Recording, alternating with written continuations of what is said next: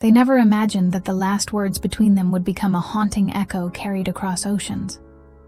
On the morning of April 17th, Flight 237 vanished without a trace. But before the plane disappeared from the radar, there was a phone call. A desperate connection between a husband at 30,000 feet and a wife waiting at home. It was short, fragmented, filled with love and regret.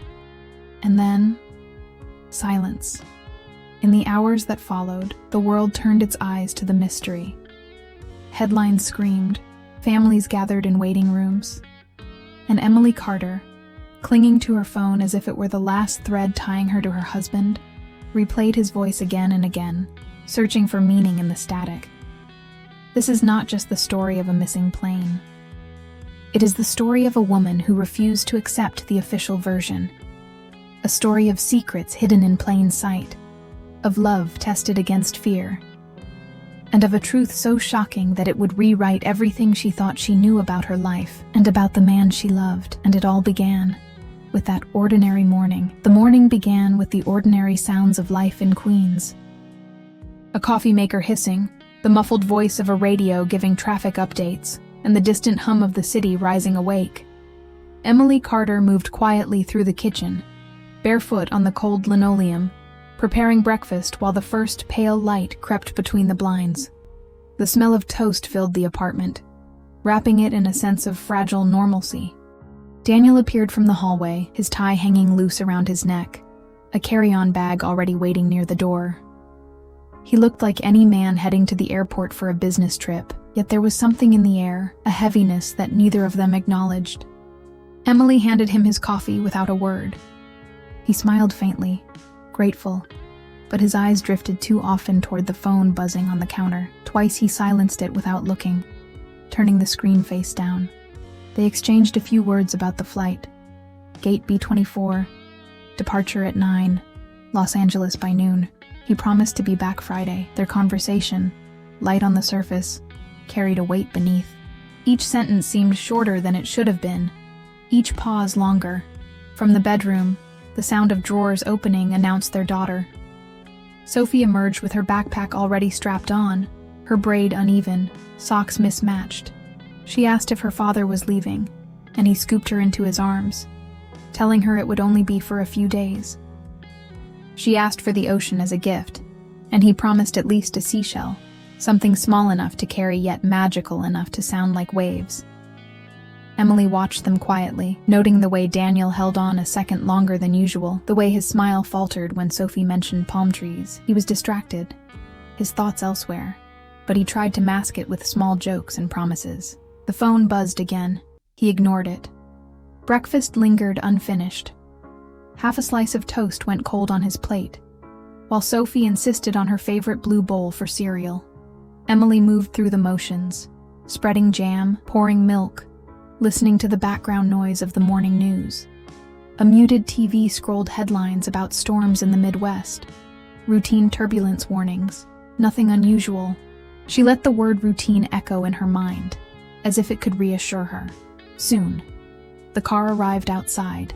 Sophie pressed her drawing of an airplane into Daniel's jacket pocket, telling him not to forget where he was going. He promised to keep it close. Emily stood nearby, silent, smoothing his collar, trying not to let her worries spill into her voice. Their goodbye kiss was brief, almost cautious, as though both were protecting something fragile. At the door, Daniel hesitated. His phone buzzed again, and this time he glanced at the screen. A flicker of something, surprise, calculation, passed over his face before he slipped it back into his pocket. Emily noticed but said nothing. Instead, she whispered for him to be safe. He answered with a half smile and stepped into the hallway. Moments later, the elevator doors closed on him. Emily lingered in the silence that followed, listening to the faint cables hum, until the apartment was only the sound of a clock ticking and her daughter finishing breakfast. Sophie asked if they could put her drawing on the fridge as well. Emily agreed. "We can have two," she said, forcing a smile. The rest of the morning unfolded like any other. Backpacks adjusted, braids fixed, a forgotten library book rescued from beneath the couch. Emily walked Sophie to school, exchanged polite words with the neighbor across the street, and returned to an apartment that felt suddenly too quiet. She found Daniel's printed boarding pass on the counter, folded it neatly, and placed it by the sink. Her phone buzzed. A text from Daniel. Security lines a mile long. Might be late to boarding. We'll call in a bit. A small plane emoji, a heart. Emily typed back, simple words of reassurance, then added almost against her will, "Love you." The reply came minutes later, "Love you too." She exhaled, holding the phone tightly as if it could anchor her. Outside, the city went on, ordinary and indifferent. A bus roared past, a dog barked on the street below, children shouted on their way to school. The day insisted on being normal. But Emily felt it, beneath the routine, beneath the coffee and the toast and the errands still ahead, a faint, unsettling shift. As if the ground had moved half an inch without telling anyone, she shook it off and tried to believe the morning was just that, ordinary. It would be the last one. The airport thrummed with its usual chaos. Rolling suitcases, echoing announcements, the shuffle of hurried steps. Daniel Carter moved among the crowd with the look of someone who had done this 100 times before. Though his fingers tapped restlessly against the handle of his carry-on, he had checked the time twice before even reaching security. The line was long, winding like a restless snake, full of sighs and impatient glances. Daniel texted Emily briefly, a quick update, a promise to call once he was at the gate. He smiled faintly at the drawing Sophie had tucked into his jacket pocket, its crayon colors pressing through the fabric against his chest. He kept one hand over it for a moment, as if to steady himself. When he finally cleared security, he walked toward gate B24. The terminal windows stretched wide, offering a view of the runway where aircraft glided like silent giants. Travelers scattered across seats, some sleeping against their bags, others tethered to phones and laptops. Life at the airport existed in fragments, everyone heading somewhere else, no one staying long enough to matter. Daniel found a seat near the window. He snapped a photo of the tarmac, sent it to Emily with a small caption, "Palm trees in 5 hours." He stared at the phone, waiting for her reply. Though none came immediately, he slid it back into his pocket, telling himself it didn't matter. Boarding was called soon after. Passengers gathered in loose groups, shuffling forward as their rows were announced. Daniel stepped into line behind a young soldier in uniform, his face drawn with the exhaustion of someone much older. Ahead of him, a woman balanced a laptop bag and a notepad covered in scribbles, her lips moving as she rehearsed questions no one else could hear. Farther down, a man in a tailored suit avoided eye contact, speaking low into a phone until the last possible second. Inside the aircraft, the air smelled faintly of recycled air and coffee. Seats filled quickly, overhead bins snapping shut with practiced efficiency. Daniel slid into his spot by the window, fastening his belt with a sigh. He glanced around the cabin, strangers settling into temporary neighbors, some already pulling eye masks over their faces, others flipping through safety cards as if they could memorize survival. The soldier leaned back, shutting his eyes. The woman with the notepad tapped her pen against the tray table, restless. The suited man adjusted his cufflinks and stared ahead, his jaw tight. Daniel took it all in, the small details of people who would soon share the same sky. He reached again for his phone. A message from Emily waited there. "Send one a little closer so I can see your eyes." For a moment, he hesitated. Then he switched to the camera, recorded a short video of himself holding Sophie's drawing to the lens, giving a thumbs up. It was quick, almost clumsy, but he sent it anyway. The flight attendants moved down the aisles, checking belts and latches. The captain's voice came over the intercom, calm and steady, announcing fair skies, routine turbulence, nothing to fear. Engines rumbled beneath them, the sound rising through the floor like a low heartbeat. Daniel pressed his forehead briefly against the cool glass of the window. Outside, another plane lifted into the air, climbing into the morning sky. Soon, it would be their turn. He closed his eyes, trying to push away the unease that had followed him all morning. Flight 237 began to move. The cabin lights dimmed as Flight 237 reached its cruising altitude. The engine settled into a steady hum, a sound that should have been comforting but instead carried a faint vibration of unease. Daniel sat by the window, watching the clouds roll past in endless white waves. For a time, the world outside seemed peaceful, but the silence inside his chest told a different story. Passengers shifted into their routines. The soldier beside him had drifted into a shallow sleep, his hand still gripping the strap of his backpack. The journalist scribbled furiously in her notebook, then stopped to stare at the words as if doubting them. The suited man ordered a whiskey he barely touched. Around them, the usual choreography of air travel unfolded. Safety cards tucked away, books opened, screens glowing with movies meant to distract. Daniel's phone buzzed once in his pocket. He hesitated before pulling it out, half expecting the same message that had been haunting him since the morning. But it was only Emily, her words simple. "You'll be fine. Seashell, remember." He smiled faintly, though the weight pressing on him did not lift. His fingers hovered over the keyboard, uncertain of what to send back. Instead, he pressed the call button, not for the attendant, but to unlock his phone and dial her number. It rang twice. Then Emily's voice filled his ear, fragile but steady. "Daniel?" For a moment he couldn't answer. He closed his eyes, letting the sound of her name on her own lips remind him of home, of warmth, of all the things he carried but never said. "I just wanted to hear your voice," he admitted, his tone low, almost swallowed by the engine's hum. Emily paused. He imagined her sitting at their kitchen table, phone clutched tightly, the clock ticking in the background. "I was going to text you again. Sophie wants to know if you'll really bring her a seashell." "I will," he said. "I promise." There was a long silence then, filled only by static and the faint crackle of distance. Daniel tried to speak. Words caught somewhere between confession and reassurance, but before he could, the plane shuddered violently, trays rattling, overhead compartments groaning. Gasps broke out across the cabin. "Daniel? What was that?" Emily's voice sharpened with fear. "Turbulence," he said quickly, though his knuckles whitened as he gripped the armrest.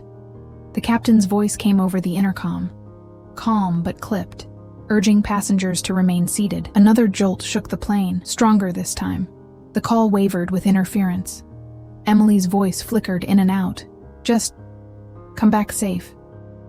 That's all I want." Daniel swallowed hard, his eyes fixed on the small drawing of the airplane Sophie had given him, still tucked in his pocket. He wanted to say so much more. About love, about regret, about secrets he had carried too long. Instead, only fragments left his mouth. "Emily, The line crackled, the words dissolving into static. Emily's voice echoed once more, broken and distant. "Daniel?" Then the call dropped. Silence. The screen showed no signal. Around him, the cabin had gone tense. Passengers gripping armrests, whispers rising. The plane lurched again, dipping suddenly before leveling. Daniel closed his eyes, Emily's voice still in his ear though the connection was gone. It was the last sound of home. Flight 237 pressed onward, swallowed by the sky. At 10:42 a.m., air traffic control lost contact with Flight 237. One moment it was a green blip on the radar, steady and predictable, and the next it was gone, vanished into empty space. Controllers repeated the call sign, their voices rising with each unanswered attempt. What began as routine protocol soon escalated into disbelief. A plane carrying more than 200 souls had disappeared without warning.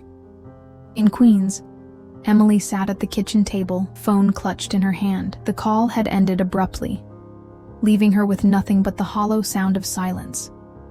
At first she thought the line had simply dropped. She redialed, again and again, listening to the dead tone that mocked her hope. Her heart raced, palms damp, but she told herself it was nothing, just turbulence, just bad reception. She turned on the television. Morning programs had already broken for urgent news. A red banner scrolled across the screen. Contact lost with Flight 237.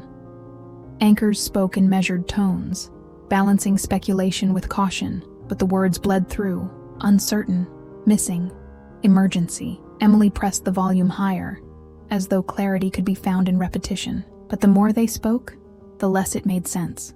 By noon, the phone would not stop ringing. Friends called, neighbors knocked, reporters left voicemails. The world already knew.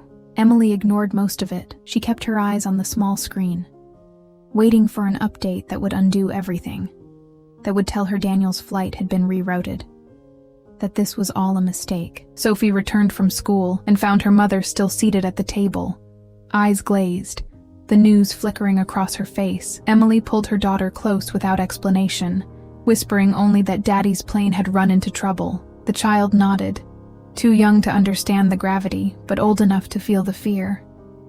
At JFK, families began to gather in sterile waiting rooms, clutching photographs, scanning every official who walked through the doors. Hope and dread filled the same air, thick and suffocating. Emily refused to go. She stayed in the apartment, unwilling to leave the last place where Daniel's voice had reached her. The coffee mug he had used that morning still sat on the counter. His half-eaten toast lay in the trash, a small and bitter reminder of how ordinary the day had begun. Reporters stood outside the building by late afternoon. Through the blinds, Emily could see their microphones, the hungry eyes behind the cameras. She pulled Sophie away from the window and shut the curtains. She couldn't bear to hear the questions, not when she didn't even have answers for herself. Night fell slowly. The world outside dimmed, but Emily remained awake, replaying the call in her mind. The sound of Daniel's voice, fractured by static, looped endlessly. She searched for meaning in his unfinished words, wondering what he had been about to say before the line went dead. Love? Regret? A secret? The silence of the apartment grew louder with each passing hour, until it felt like a presence all its own. Emily sat with it, held by it, terrified by it. The world beyond her walls kept demanding explanations, but all she had was the echo of a call and the gnawing certainty that something was terribly wrong. Flight 237 had vanished, and with it, so had the life she thought she knew. By morning, the world had turned Flight 237 into a headline. Every news station, every website, every whisper on the street carried the same words: missing, vanished, no trace. Photographs of the passengers began to circulate, smiling faces frozen in time, lives reduced to images waiting for confirmation of fate. Among them was Daniel's picture, copied from his company website, now displayed alongside hundreds of strangers bound together by absence. Emily woke to the sound of knocking at her door. When she didn't answer, voices called her name from the hallway, reporters persistent, neighbors curious. She silenced her phone, unplugged the landline, pulled the curtains tighter, but the outside world kept pressing in, demanding her grief become public property. By noon, theories had already begun to spread. On television, analysts debated causes: mechanical failure, pilot error, terrorism. Online, the speculation grew darker. Some claimed the plane had been hijacked, others that it had landed secretly, hidden from the world. Hashtags trended, timelines filled with strangers insisting they knew the truth. Emily sat before the flickering screen, each theory slicing into her, each contradiction twisting the knife of uncertainty. Sophie watched cartoons in the other room, her laughter brief, uncertain, as if she understood that joy no longer fit the atmosphere of their home. Emily kept her daughter close, but shielded her from the broadcasts, unwilling to let fear settle in too deeply. Still, children absorb silence as much as words. Sophie asked when Daddy would call. Emily answered softly, soon, though her voice broke on the lie. That evening, officials held a press conference. Suited men and women stood behind podiums, speaking carefully rehearsed phrases. We are doing everything possible. We ask for patience. Families will be notified first. Their words were polished, professional, and hollow. Emily studied their faces, searching for cracks, for anything that might hint at what they weren't saying. She found only composure, as if withholding the truth was part of their duty. Messages from strangers began to flood her inbox. Some offered prayers, others demanded interviews, and a few carried cruel accusations. That Daniel had been part of something. That passengers like him were not victims, but pawns. Emily deleted them, but the venom lingered. She felt surrounded not just by grief, but by suspicion, as though even her love for her husband could be twisted into evidence. At night, the street outside buzzed with media vans. Their lights cut through the blinds, their murmurs seeped into her walls. Emily sat in the kitchen, Sophie asleep in the bedroom, and stared at Daniel's boarding pass still resting by the sink. She thought of his half-smile that morning, of the calls he hadn't answered, of the phone that had buzzed again and again. The media demanded answers from her, but she realized she had her own unanswered questions. The storm outside was relentless, but the one inside her had only begun. And somewhere, beyond the reach of satellites and search parties, Flight 237 remained silent, its absence louder than any voice on the news. Days passed in a blur of unanswered questions and sleepless nights. Emily found herself moving through the apartment like a ghost, each corner reminding her of Daniel. The coat draped over a chair, the cologne bottle half empty in the bathroom, the book tucked into the nightstand. Yet the more she clung to these familiar pieces, the more she began to notice what didn't fit. One evening, after putting Sophie to bed, she sat at the kitchen table with Daniel's laptop. It had been left behind, a detail that had struck her as odd from the beginning. Daniel never traveled without it. She hesitated before opening it, her pulse quickening as though crossing a boundary she wasn't meant to. The password was easy, something Sophie had chosen years ago. The screen flickered to life, and with it came fragments of a truth Daniel had kept hidden. There were emails, not work correspondence as he had claimed, but threads filled with tense language, encrypted attachments, and names Emily didn't recognize. Words like contract, exposure, and leverage appeared again and again. One message, time-stamped just 2 nights before his flight, warned him not to travel, not to be seen. Another carried a single, chilling line: "They will be watching." Emily leaned back, her breath shallow. She tried to make sense of it. Was Daniel involved in something illegal? Had his company been hiding more than product launches and boardroom deals? The memory of his distracted gaze, the phone calls he had silenced, the unfamiliar cologne, they all began to take on new meaning. She printed one of the emails, hands trembling as the paper slid out of the machine. The words stared back at her, sharp and undeniable.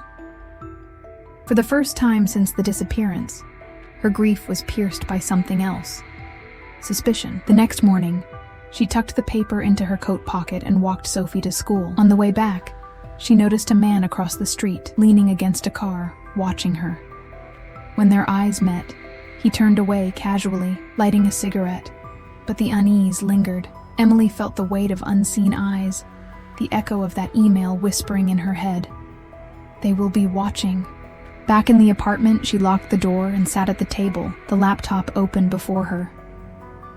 The media outside clamored for answers, but Emily realized the truth might not come from officials or search parties. It might already be here, buried in the secrets her husband had tried to leave behind. The man she thought she knew was no longer whole in her mind. Love and doubt twisted together, impossible to separate. And somewhere in the silence of the skies, Flight 237 carried more than just passengers. It carried the weight of secrets that now belonged to her. The days that followed blurred into one another, yet Emily's mind refused to rest. Each night she returned to Daniel's laptop, combing through the fragments of his hidden life. The more she uncovered, the more the pieces began to align into a darker picture, one she could no longer dismiss as paranoia. Among the emails was a name that repeated often: Claire Reynolds, a journalist. Emily searched the name online, her heart pounding when she found a recent article. The author's photograph stared back from the screen, the same woman she remembered seeing at the gate, scribbling furiously into a notepad. Claire had been on Flight 237. Her articles were bold, digging into corruption, exposing powerful figures with quiet precision. And her latest work, unfinished, hinted at something larger: a corporate alliance manipulating markets, silencing whistleblowers, and erasing anyone who threatened exposure. One of the names listed in her notes matched a contact in Daniel's inbox. Emily's chest tightened. Daniel hadn't been traveling for a simple rollout. He had been caught in something else. Something dangerous. Whether by choice or by chance, he was tangled in the same web that Claire had been pulling apart. She leaned back, the room spinning with realization. The disappearance of Flight 237 no longer looked like an accident. It looked like a silencing, one that removed not just a journalist, but everyone around her. 200 lives lost to bury a truth too dangerous to surface. That night, as rain pattered against the windows, Emily felt it again. The sensation of being watched. Shadows lingered too long across the street. A car idled near the curb with its lights off. She pulled Sophie closer as they lay in bed, whispering reassurances neither of them fully believed. By morning, her fear had sharpened into determination. She printed every document she could, hiding them in envelopes throughout the apartment. If someone came looking, she would not let the truth vanish as easily as the plane had. She owed Daniel that much. She owed Sophie more. On the news, officials repeated the same lines. No wreckage, no evidence, search ongoing. But Emily no longer trusted their calm voices. She knew what she had seen. Claire's work, Daniel's emails, the warnings. The network stretched wider than she could imagine. Powerful, invisible, ruthless. And if they had silenced a plane full of people to protect themselves, then Emily Carter had just placed herself in their sights. Emily no longer moved through her days in silence. She moved in shadows.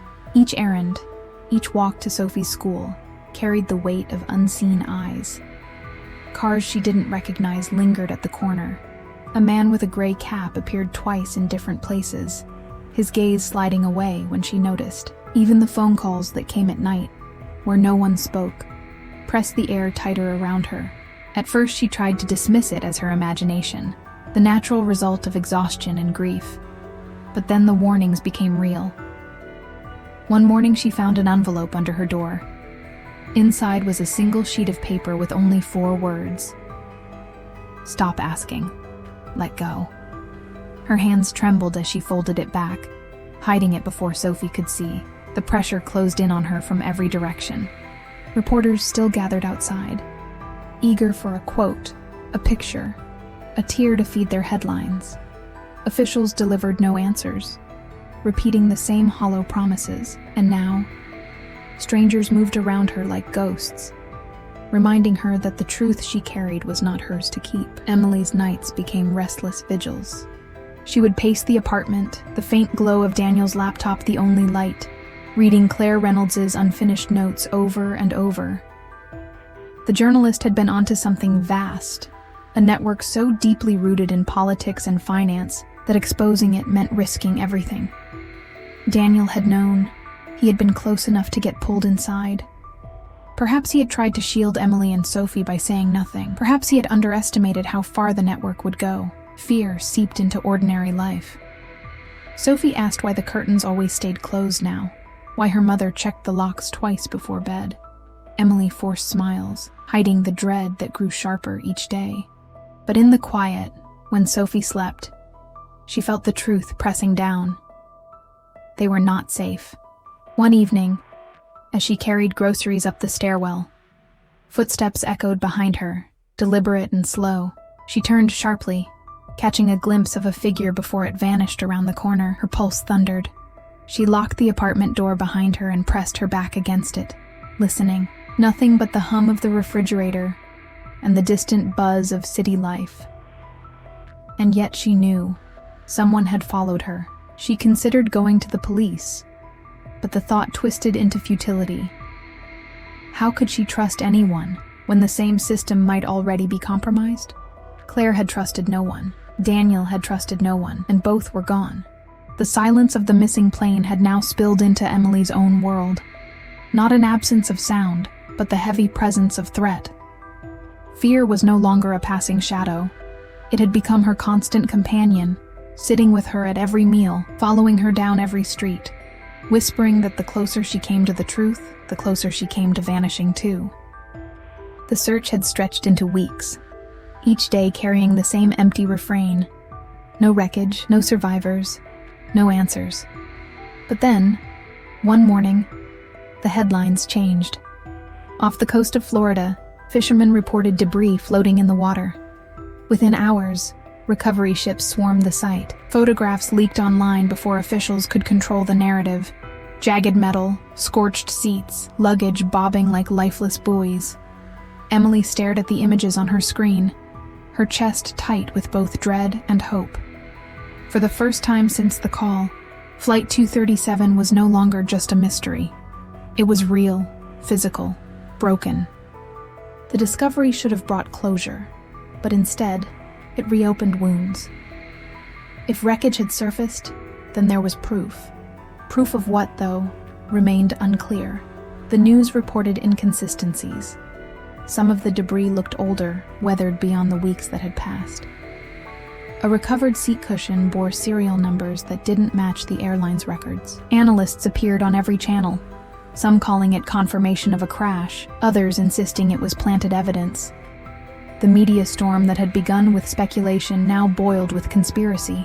Emily sat with the printed emails spread across her table, matching them against the timeline of the discovery.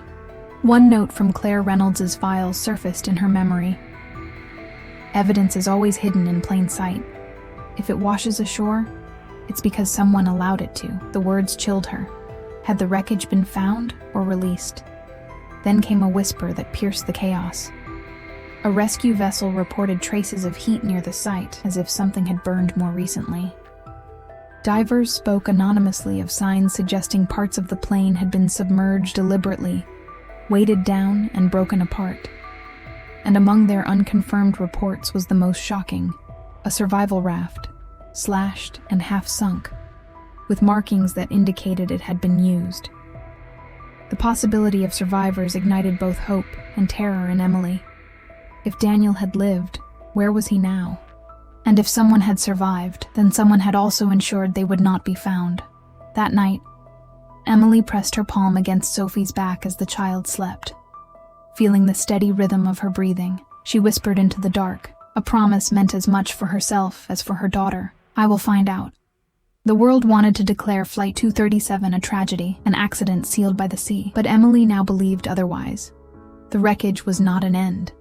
It was a beginning, a breadcrumb left in the water, pointing toward the truth. And that truth, she realized, was closer than ever. Dangerous, but close. The days after the discovery blurred into a frenzy of speculation. Officials doubled down on their statements. Flight 237 had crashed. There were no survivors. The wreckage confirmed it. But Emily no longer believed their words. Too much had surfaced. Too many details failed to align. Every new piece of evidence looked less like truth and more like theater.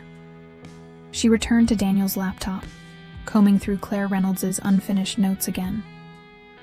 One file caught her attention, a hidden draft, its title a single word: Echo. Inside were fragments of interviews, coded references, and one line that struck her like a blade: "The operation will be masked as disappearance. Collateral is necessary." Emily read the line over and over, until the meaning took shape. The disappearance had been orchestrated, not accidental. And Daniel, her Daniel, had known something he wasn't supposed to. Perhaps he had been part of it, perhaps only caught in its orbit. But the call he made to her, the words that had broken into static, had not been random. He had been trying to tell her. The knock at her door came late that night. Soft, deliberate. Emily froze, heart pounding, and pulled Sophie close. When she finally opened it, no one was there. Only a small envelope lay on the floor. Inside was a photograph: Daniel, alive, standing on a dock somewhere foreign. His eyes looked directly at the camera, sharp with both warning and sorrow. On the back, a message scrawled in hurried ink: "Don't trust them. Find me." Emily sank into the chair, trembling. Relief and terror warred within her. Daniel was alive, but taken, hidden, perhaps complicit, perhaps captive. The authorities had lied, the wreckage had been staged, and the truth was far more dangerous than she had ever imagined. She thought of Sophie sleeping in the next room, her small world balanced on a promise her father had made about seashells and palm trees. Emily knew then that her search was only beginning. The answers would not come from the news, or from officials, or from whispered theories. They would come from following the trail Daniel had left, from unearthing the network that had silenced 200 voices. The last words exchanged between them, fractured by static, unfinished, returned to her with new weight. He had tried to confess, to warn, to leave her a piece of the truth. And now, with the photograph in her hand, Emily understood. The story of Flight 237 was not about loss alone. It was about survival, hidden beneath layers of lies. She wiped her tears, steadied her breath, and looked at the picture again. The world thought Daniel Carter was gone, but Emily knew better, and if he was alive, she would find him. The call that had broken hearts was not an ending. It was the beginning of a revelation that would change everything.